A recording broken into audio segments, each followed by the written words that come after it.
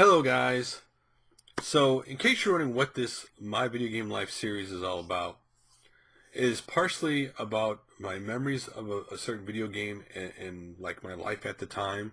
It's funny how like as a gamer how sometimes a video game will remind you about certain things in your life at that time. A part history of the game, and then finally about the video game magazines at the time, maybe talking about, because at the time video game magazines really affected how you thought of games. Now back at the time of 1988, which we're talking about today, video game magazines were all positive about gaming. Gaming was just getting started, and magazines were just starting to pop up, and at the time everything about gaming was positive. It was not like today where they're looking for every single mistake. So a lot of times those magazines affected what you bought because what you saw in that magazine will get you excited to go buy that video game. And the game we're going to talk about today is one of my favorite racing games of all time. And I can say my favorite racing game on the NES is none other than RC ProAm. 32 levels of thrilling racing, or was it? Yeah, sorry, 32 levels of racing thrills. Wow, I got those last two backwards. That's not very good. Anyway, so basically, RC Pro-Am originally was released in North America in February 1988, and then later released in Europe in April of 1988. Now, even though these are like what they call the official release dates, back then, games were more released according to season. Like back then, we would say RC Pro-Am Spring 1988 or something like that. It was never no real hard date they were coming out. There was not like today where every store, like the games coming out today and everybody had it. Back then you'd go to your favorite store to buy video games, and you'd basically go to that store every time you went shopping, and eventually one day that game was on the shelf and you bought that game. That's how it was back then. It was like the wild wild west of gaming, that some game you might find a game there on Tuesday, or you might find the game you're looking for there on Thursday or whatever. And it was the same way back in the video store renting video games, because video game rentals were just getting off the ground back then. In our local town where I grew up, my best friend across the street, Justin, at NES, and so did I. When we would go to our local video store, which was literally called the video store, you couldn't have got any more generic of a title than the video store. But I have a lot of memories of going to that place. They used to get a ton of NES games to rent because everybody in the town had an NES, and that's what everybody was renting. Back then, when they first started renting games, you could actually rent a game for 2 days for $3, at the time, and then later. Actually, I think it was $3 for 3 days. I think, yeah, it was originally 3 days when you originally could rent, and then it went down to 2 days, and eventually, of course, one near the end of the NES cycle. But back then, it was the same with video game store or with rental stores. You'd go in, and you didn't know. Every day you went in there excited to see a new game would be there because there was no set release dates. That video store could get them at any time. And at our local video store, we were there every day to rent a game. And how me and my best friend did it was we decided, okay, we both only get this much of an allowance at this time. So if one of us rented one game a day, we could make our money stretch till we get our allowance again. And so one of us rent a game a day, we'd take it back and play it. Of course, if we had, the Nintendo Power or whatever at the time, they had a strategy guide and we're trying to beat that game, of course we'd rent that game probably more than one day to beat it, maybe the whole week, but we'd beat that game eventually. But we got to know the people at the store so well. We knew like what days they worked, what days it didn't work, and we got to know them all, and we talked to them so much that eventually, they were like, hey, we're going to get this game in this day. Do you want it? I'll put it to the side for you so no one else gets to play it. That we would literally get to get the games first for anybody else. So we'd get to run them first and play them before anybody else was because we were there every day. And that was great when it was a game you really, really wanted to play. Like, hey, you got that game coming. Can you put that for the side for me? Sure, no problem. Just, hey, this other guy might be working. I'll put this side in and tell him it's for you. Okay, no problem. So that's what it was like for us running games back then. And of course, back then with the NES, it was always fun trying to get the game to work, right? Because of that little security chip and stuff, you'd have to blow in the cartridge and play the little game sometimes to get to work. But once you got that game to work, you would sit there for hours playing a game. So, RC Pro-Am was originally, basically made by Rare, who went on to make a lot of racing games on Nintendo systems.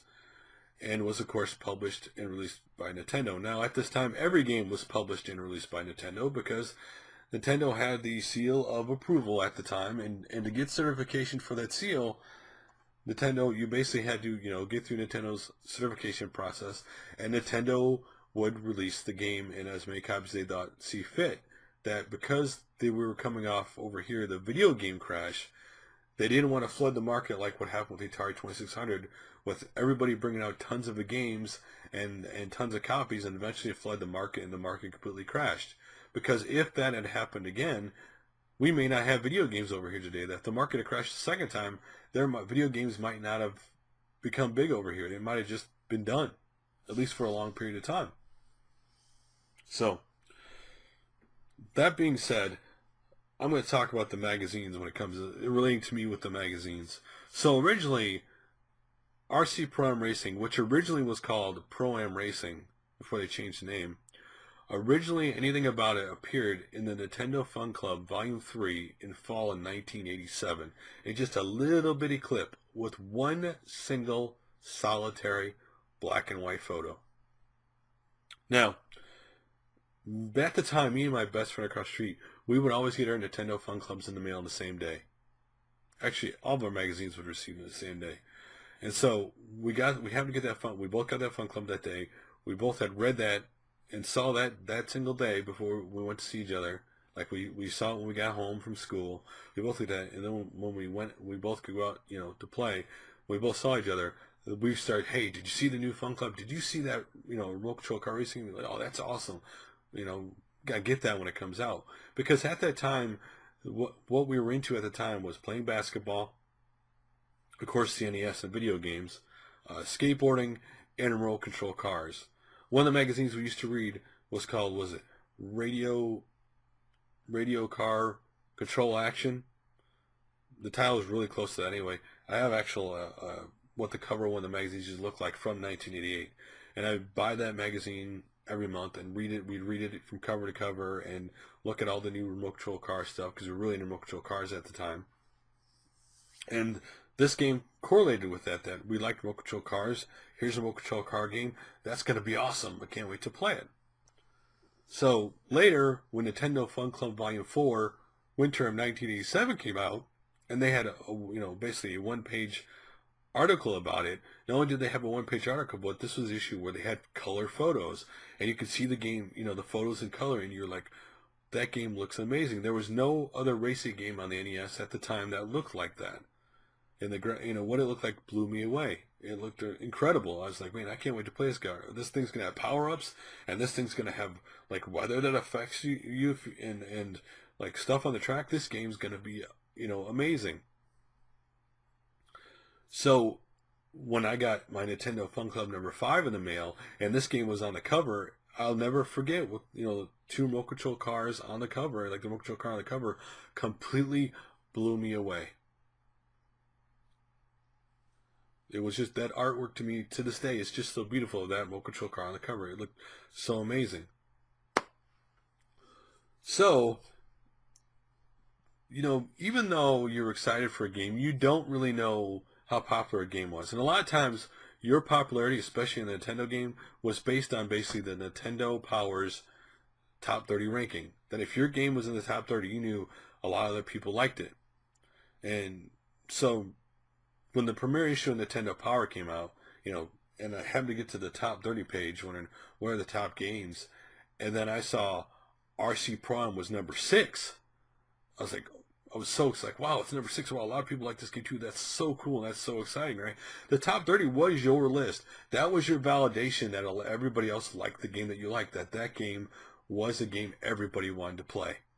If your game wasn't on the top 30 list, you were kind of disappointed, especially if it was a game you were playing at the time. Like, oh man, my game didn't make it. And also, you would go to the card in the back of the Nintendo Power that you would go to vote, because a lot of times, especially later on in the magazine, that card would have games that weren't out yet listed. And you look at, hey, this game, I don't see this game in the magazine, or I don't see that game. That card was actually the first time I saw that Ninja Gaiden 2 was coming out. Well, at least possibly coming out, because not all the games that were on the back of the card, a lot of them that were gonna come out, didn't come out. It was like you looked at the back of the card, but not all those games came out. But even though you saw a possibility of a game that you liked getting a sequel, that excited you back then. But because of the success of RC Pro-Am, in 1992, the Sega Genesis and, of course, the Sega Mega Drive, and the Power reasons, got RC Pro-Am. It was released by Trade West, but they called it Championship Pro-Am. Basically the same game with better graphics. There's just a little bit difference between this game and RC Pro-Am. Again, I absolutely love this game too. It's a really fun racer also, because it is the same game with better graphics. So, what did you do in RC Pro-Am? That's probably what you're asking. Well, RC Pro-Am, you basically control the remote control car, racing against 3 other remote control cars. And the driving controls on these games were rather unique, because the front end was very tight. Like, that's what you controlled when you moved the controller, the D-pad around, was you were basically controlling the front end, and the back end would slide around. The back end was very loose. So when turning corners, you had to do it right. That if you turn too fast or turn too slow, you would hit the side of the track. Now, in this game, you don't go off the track. You just hit the side of the track. And a lot of times, if you hit the side of the track, there was something there to slow you down, like water or oil slick or something like that. So you did not want to hit the side of the track. There were power-ups in the game to help you out, like missiles, bombs, roll cage. You hit things like the zipper, which is basically turbo. That would speed you faster on the track. But that was also your downside, because if you missed that zipper when racing around the track, the other cars would just zip right by you. That's how the game was. This game was basically, you had to hit certain things perfectly to win the race, or you had to get in the top 3. One of the unique features of this game that I've never seen any other racing game have was, above the car was what place you're in. It would say first, second, third, or out. So you would know if you didn't get, advance further ahead, by the time the first place car finished the finish line, you were done. Because in this game, the first place car hits the finish line, the race is over. It's not the rest of the cars go across the checkered flag. Once that first car hits, the race is over. Now, there were other hazards in the game, like, for example, rain, skulls, that would also affect you, things you had to avoid while you're racing. And so this game was very unique with its power-ups, with like a little bit of weather. I mean, there wasn't a lot, but the fact there were little weather elements in the game, was something you really didn't see, in a racing game at the time. Even though the tracks were 32 tracks, the tracks were basically the same. Because they changed colors and other stuff, it seemed different to you at the time. Like when I was racing, when a kid having this game, they changed the colors and stuff, and I thought the track was different, but it really wasn't that different. Due to all the stuff they did, maybe they didn't have enough room. But I've never played another racing game on the NES that was anything like RC Pro-Am. The uniqueness of how loose the car was and tight in certain parts, the controls,